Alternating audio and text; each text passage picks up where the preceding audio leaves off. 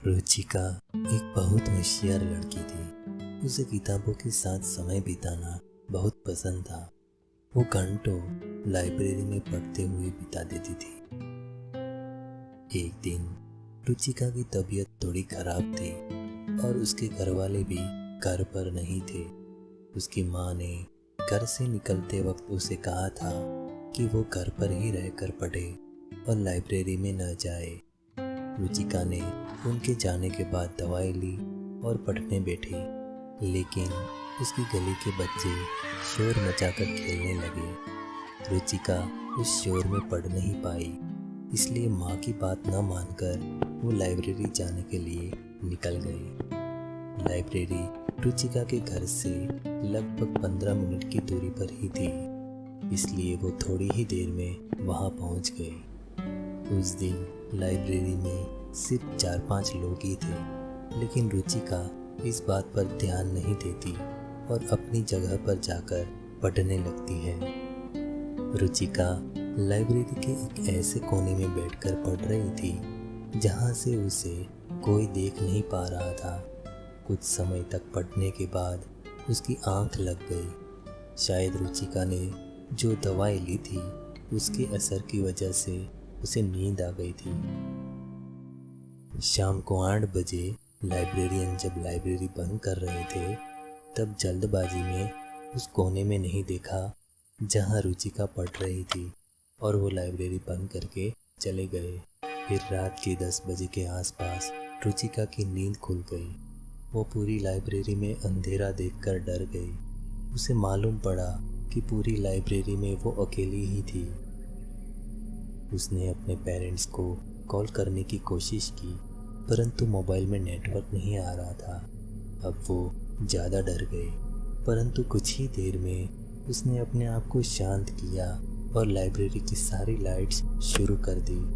तभी उसने देखा कि लगभग 15 साल का एक लड़का एक अलमारी के पीछे से उसकी तरफ देख रहा था। उसे देखकर रुचिका स्तब्ध हो गई और वो जैसे ही उससे बात करने गई, छत पर लटका हुआ बल्ब एक तेज आवाज़ के साथ फूट गया। रुचिका ने चौंक कर ऊपर देखा और फिर वापस अलमारी की तरफ देखा तो वहाँ कोई नहीं था।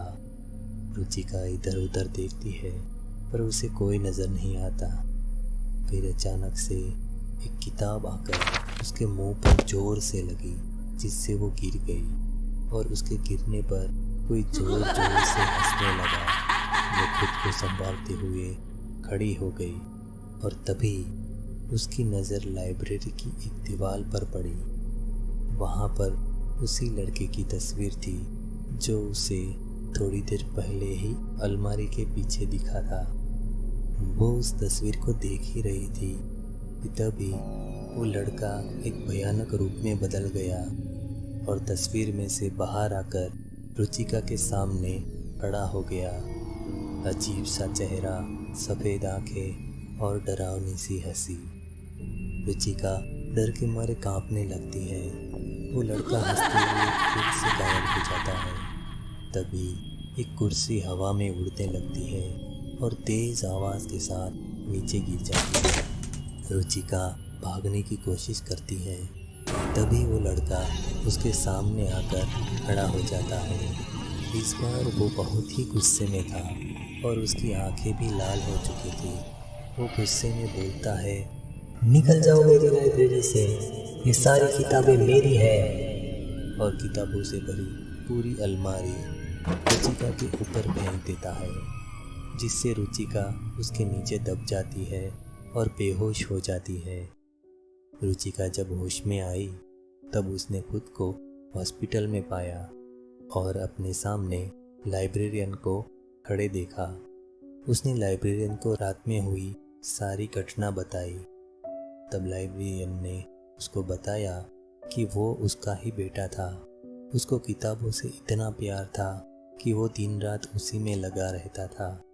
एक दिन शाम को वो एक अलमारी के ऊपर रखी हुई एक किताब को उतारने के लिए एक कुर्सी लगाकर उस किताब को लेने की कोशिश कर रहा था, लेकिन उसका पैर फिसल गया और गिरते हुए उसका सर पास में पड़े एक टेबल के कोने से टकरा गया और ज़्यादा खून निकलने की वजह से उसकी वहीं पर मौत हो गई। तब से हर रोज़ शाम को उसकी आत्मा वहाँ पर आती है। इस घटना के बाद रुचिका कभी लाइब्रेरी नहीं गई और घर पर रहकर ही पढ़ाई करने लगी। दोस्तों, आप में से कितने लोग लाइब्रेरी में पढ़ने जाते हैं?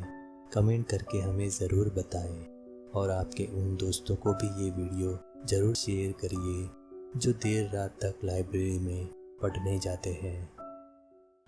अगर आपको हमारी ये वीडियो पसंद आई है तो उसे लाइक करें और हमारे चैनल को सब्सक्राइब करना ना भूलें।